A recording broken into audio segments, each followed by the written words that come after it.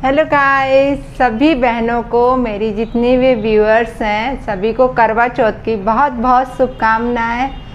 आज शायद आप लोग सब बहुत खुश होंगी, सब एंजॉय कर रही होंगी क्योंकि करवा चौथ है और एक लेडीज़ की ज़िंदगी में करवा चौथ क्या मायने रखती है ये मैं बहुत अच्छे से जानती हूँ। लेकिन मैं सच बताऊँ, आज का दिन मेरे लिए बड़ा मनहूस का दिन है क्योंकि आज करवा चौथ के ही दिन मैंने बहुत बड़ा लॉस खाया था अपनी ज़िंदगी का, और जो धोखा मुझे मिला था वो भी करवा चौथ के ही दिन मिला, जो मुझे समझ में आया कि मैंने क्या गलती कर ली दोबारा से अपनी लाइफ में। तो मैं आप लोगों के साथ वो ही शेयर करना चाहती हूँ गाइज़ कि मेरे साथ क्या हुआ था कि जब भी करवा चौथ आता है 2019 के बाद मैं इतना टेंशन में आ जाती हूँ। मतलब सुबह से आज सच बताऊँ मेरा मन नहीं लग रहा, मेरा दिमाग बहुत ख़राब है।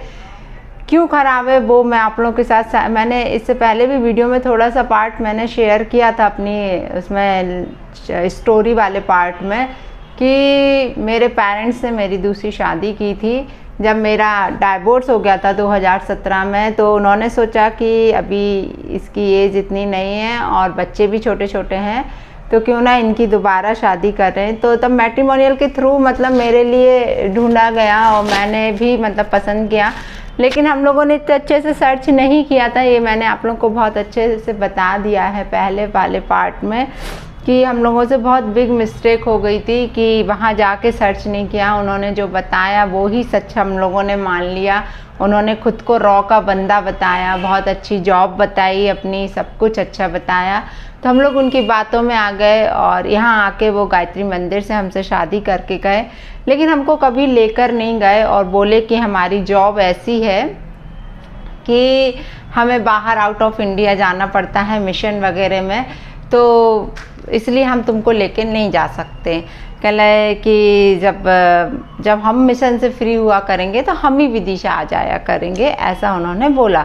तो मेरे पेरेंट्स भी एग्री हो गए कि चलो अच्छा है, हमारी बेटी और मतलब मेरी दोनों बेटियां हमारी आंखों के सामने ही रहेंगी। तो मेरे पेरेंट्स ने उनसे भी बोला था कि आप एक मकान यहाँ ले लीजिए विदिशा में, तो ताकि मतलब आराम से ये लोग भी रह सकेंगे और आपका आना जाना है। तो उन्होंने इस बात के लिए हाँ बोला था, लेकिन कभी मतलब इस चीज़ के लिए आगे नहीं बढ़े। और सिर्फ मैं कह रही शादी के बाद, जब मेरी शादी हुई उनसे, उसके बाद सिर्फ 3 बार वो विदिशा आए एक एक दिन के लिए, और तीसरी बार जब वो आए विदिशा तब वो करवा चौथ का दिन था 2019 17 अक्टूबर। मैं वो डे कभी नहीं भूलती क्योंकि उस दिन मैंने बहुत बड़ा धोखा अपनी लाइफ में खाया था।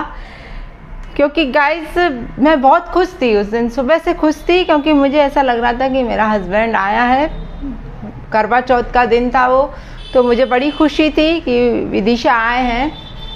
लेकिन जब पूजा वगैरह से सब दिन भर से हम लोग निपटे, और अच्छा जब पूजा के लिए मैं तैयार हो रही थी गाइस, तो उस टाइम पे मेरे से एक बहुत बड़ी मिस्टेक हो गई कि मैंने अपना पूरा गोल्ड का डिब्बा निकाल के जो बॉक्स था उनके सामने रख दिया। क्योंकि और जबकि मतलब मुझे इन सब चीज़ों के लिए बहुत सोचना समझना चाहिए था, लेकिन देखो एक लेडी तो हमेशा ही सोचेगी ना कि उसका हस्बैंड है तो उसके सामने सब कुछ वो ट्रांसपेरेंसी रखेगी। तो मैंने अपना गोल्ड का डिब्बा निकाल के उस बंदे के सामने रख दिया और मैंने उनसे पूछा कि बताओ ना मैं इसमें से क्या पहनूँ आज। तो उन्होंने बताया। अब मुझे नहीं मालूम था कि उनका क्या उद्देश्य था। उस सब चीज़ को देखने के बाद रात हो गई, हम लोग सो गए। तो मैं बच्चियों के साथ सो रही थी और वो जिस रूम में डब्बा रखा था उस रूम गैस मतलब राधिका का रूम था, उसमें वो अकेले सो रहे थे और उसी रूम में वो अलमारी थी जहाँ पे मैंने अपना डब्बा रखा हुआ था। और मेरे से गलती इतनी बड़ी हो गई कि मैंने उस अलमारी को लॉक नहीं किया और अलमारी खुली रही, और उसमें से कब मेरे जेवर पार हो गए पूरे, मुझे खुद भी नहीं पता था। और वो बंदा उठ के सुबह चला गया और मेरे से बोल के गया कि लेके जाएंगे हम तुम्हें बाद में। और वो उस टाइम पे इतनी जल्दी में भागे थे, मुझे भी कुछ समझ में नहीं आया कि इतनी जल्दी में क्यों जा रहे हैं। ये सब चीज़ मुझे कब पता चली, जब 10 दिन बाद दिवाली आनी थी, तो नरक चौदस का दिन था।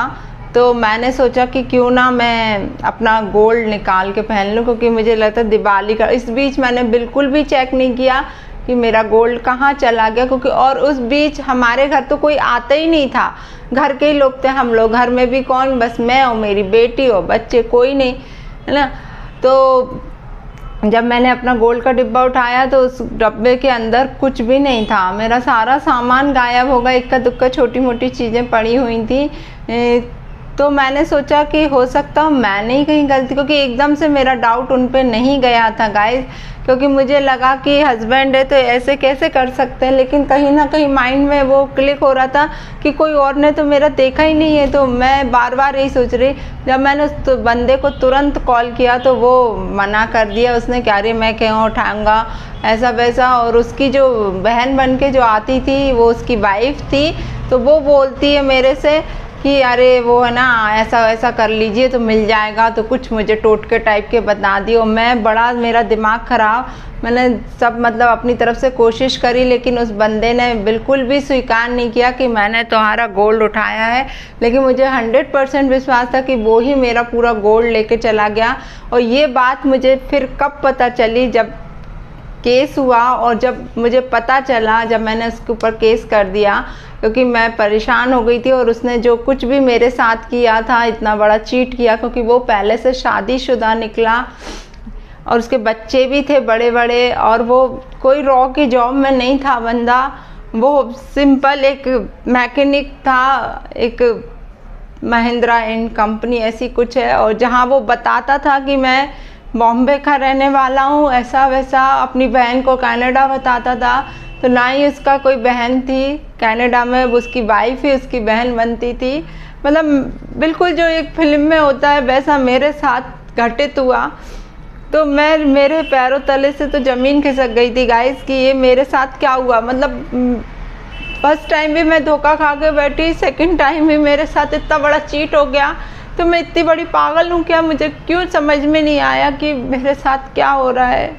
मतलब आप लोग बिलीव नहीं करोगे, मैं इतना डिप्रेशन में चली गई थी उस टाइम पे, क्योंकि मैं ये सब अपने पेरेंट्स से भी शेयर नहीं कर पा रही थी, क्योंकि मुझे ऐसा लग रहा था कि मम्मी पापा कैसे ये सब चीज़ सहन कर पाएंगे, क्योंकि जब मैं खुद ही सहन नहीं कर पा रही थी, इतना बड़ा धोखा मेरे साथ होके रखा है कि मेरा पूरा सोना 10 तोले सोना लेके वो आदमी भाग गया था।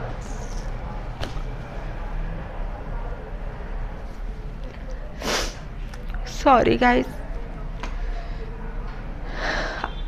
क्या करूँ, आज करवा चौथ था तो वो मुझे सब कुछ याद आया, तो मैंने सोचा आप लोगों के साथ में सारी बातें शेयर करती हूँ, क्योंकि मैं किसी से कुछ कह नहीं सकती। आज मैं यदि रोती हूँ बैठ के तो मेरे बच्चे ही दुखी होंगे। अभी कोई भी घर में नहीं है, बच्चे स्कूल गए हैं, मम्मी पापा नीचे शॉप पर बैठे हुए हैं, भैया भाभी वगैरह सब बाहर आउट ऑफ विदिशा हैं।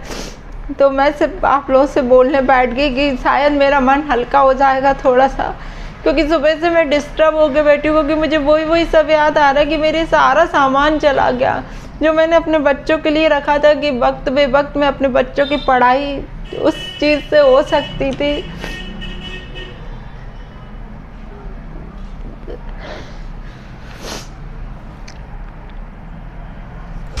सॉरी गाइस,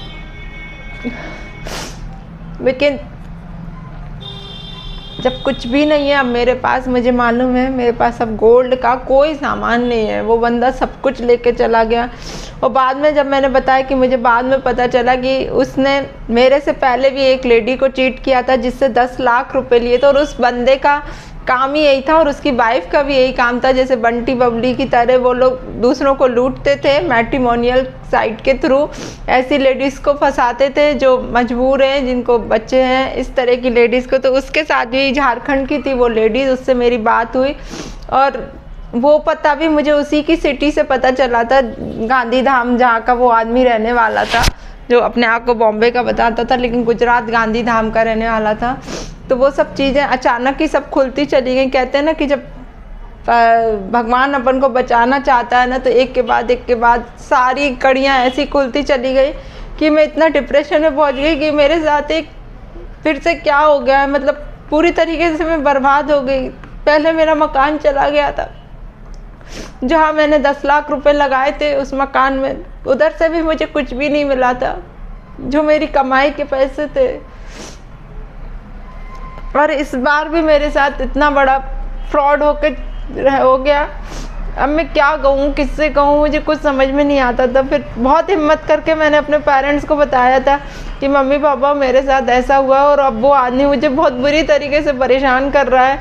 मैट्रिमोनी उस पर सोशल मीडिया पे जा के मेरे लिए गंदा गंदा लिखना, मेरी गंदी गंदी आईडी बनाना, लोगों को यहाँ विदिशा के लोगों को के साथ कांटेक्ट करके मतलब खुद को लड़की बना के वो फेसबुक पे आता था और लोगों से मतलब मेरे बारे में कुछ भी फालतू की बातें शेयर करना, मतलब खुद की आइडेंटिटी नहीं बताता था, वो लड़की बन के आता था। और मेरे लिए कहीं इंस्टा पे, कहीं यूट्यूब पे, कहीं फेसबुक पे गलत चीज़ें लिखना, तो मैं बहुत ज़्यादा डिप्रेस्ड होने लगी थी। लेकिन जब मैंने बहुत मतलब उसको वार्न भी किया कितनी बार कि मत करो मुझे परेशान, तुमने जो करना था कर लिया, तुमने मेरा सब कुछ लूट के भी तुम चले गए हो, लेकिन अब मुझे शांति से जीने दो। मेरी दो बच्चे हैं, मुझे उनके लिए जीना है, क्योंकि आज मुझे कुछ हो जाता है तो मेरी दोनों बेटियों का क्या होगा। लेकिन वो इंसान नहीं माना और कंटिन्यूसली मुझे परेशान करता रहा। एक दिन मैंने हिम्मत करके, यहाँ के जो कलेक्टर थे पंकज जैन सर, मैं आज भी उनके एहसान तले दबी हुई हूँ। मैंने एक बार, उनकी बेटी मेरे से सीखने आती थी, तो मैंने सोचा क्यों ना मैं सर से बात करूं, क्योंकि मुझे ऐसा लगता था कि मैं आज थाने जाऊंगी इसकी रिपोर्ट करने तो फालतू वो बहुत हड़कंप हो जाएगा, सबको पता चल जाएगा कि मेरे साथ क्या होके रखा है, क्योंकि मैं किसी से शेयर नहीं करना चाहती थी ये सब बातें उस टाइम पे।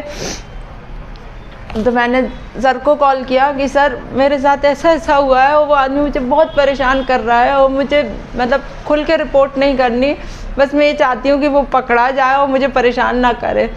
तब वो सर ने मेरी बहुत हेल्प करी, मेरे भाई को बुलाया, मुझे बुलाया, फिर हम लोगों ने उनकी रिपोर्ट करके फिर वो आदमी पकड़ा गया। 1.5 साल, 1.5 साल वो जेल में रहा, अभी बेल पर छूटा हुआ है वो। तो मुझे नहीं मालूम अब आगे केस में क्या होना है क्या नहीं, क्योंकि सब मेरा भाई देखता है, मैं तो खैर जाती ही नहीं, क्योंकि मेरा जहाँ देखती हूँ तो मेरा और दिमाग ख़राब होता है उस बंदे को। और मैं तो कहती हूँ ना, भगवान उसको ऐसी सज़ा दे कि उसकी 7 पीढ़ियाँ तक बैठ कर रोए, और उसका जो बच्चा है ना, 2 बच्चे जो वो लेके बैठा हुआ है, भगवान करे उसे ऐसा हो उन दोनों बच्चों को कि उसे एहसास हो कि दूसरों के साथ गलत करना कितना बुरा होता है। तो मैं सच बताऊं, मेरे मुंह से हमेशा उस आदमी के लिए इतनी बद्दुआ निकलती है कि बता नहीं सकती मैं, क्योंकि उसके कारण ही मैं आज इतनी परेशान होके बैठी हूँ। नहीं तो मैंने सोचा था कि चलो ठीक है, फर्स्ट टाइम मेरे साथ जो हुआ, मैं अब अपनी लाइफ सेट कर लूँगी, और इसी कारण ही मैंने जॉब भी छोड़ दी थी, जो मेरी परमानेंट जॉब थी। कॉन्वेंट में मैं as a fine art teacher job करती थी, उसी चक्कर में मैंने छोड़ी थी कि अब मैं यहाँ से चली जाऊँगी विदिशा से। लेकिन किस्मत को कुछ और ही मंजूर था।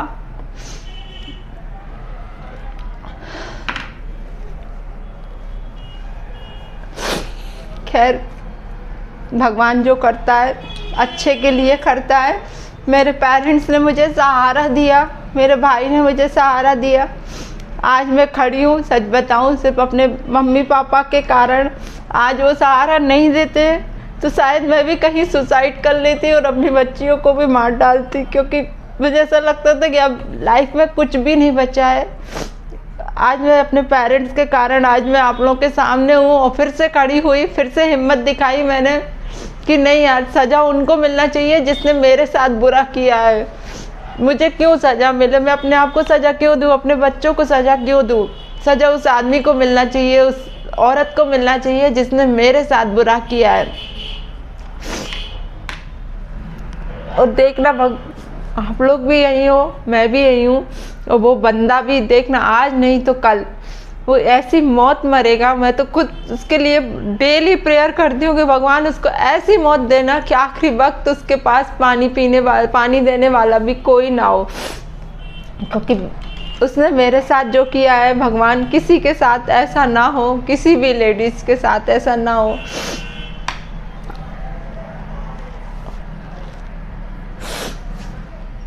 बस मुझे आप लोग के साथ यही शेयर करना था, क्योंकि मैं बहुत डिस्टर्ब हो रही थी बहुत देर से, और मुझे समझ नहीं आ रहा था मतलब अंदर ही अंदर तूफान सा चलता रहता है। जब भी करवा चौथ आती हो मेरा दिमाग खराब होने लगता है। मैं सोचना भी नहीं चाहती, लेकिन वो सब चीज़ें मेरे दिमाग में सुबह से घूम रही है कि आज के दिन मैंने सब कुछ खो दिया था अपना, कि आज यदि वो 10 तोले सोना मेरे पास होता मेरा, तो मेरे लिए कितना बड़ा सहारा होता। आज मैं अपने बच्चों को अच्छी शिक्षा दे पाती, अच्छा सब कुछ दे पाती। आज मैं जितनी मेहनत कर रही हूँ, एक भाइयों की तरह मैं मेहनत कर रही हूँ। मैं सच बताऊँ, दिन रात मेहनत कर रही हूँ कि मुझे अपनी बच्चियों को अच्छी एजुकेशन देना है, अच्छी पोस्ट पे पहुँचाना है। तो मुझे पहले तो यही लगता था कि मेरे पास इतनी, मैंने अरेंजमेंट करके रखा था कि मैं कर लूँगी, अपनी बच्चियों को पढ़ा लूँगी, लेकिन सब कुछ चला गया। मैंने इतना कमाया अपनी लाइफ में, लेकिन मेरे पास आज बताऊँ, सच बताऊँ, मेरे पास कुछ भी नहीं है, कुछ भी नहीं है। डेली कुआं खोदना वाली बात है, और पेरेंट्स के साथ रह रही हूँ, तो वो एक मुझे बहुत बड़ा सहारा है। वरना मुझे ही नहीं मालूम मैं कहाँ चली जाती आज। क्या अब मुझे कुछ नहीं बोलना।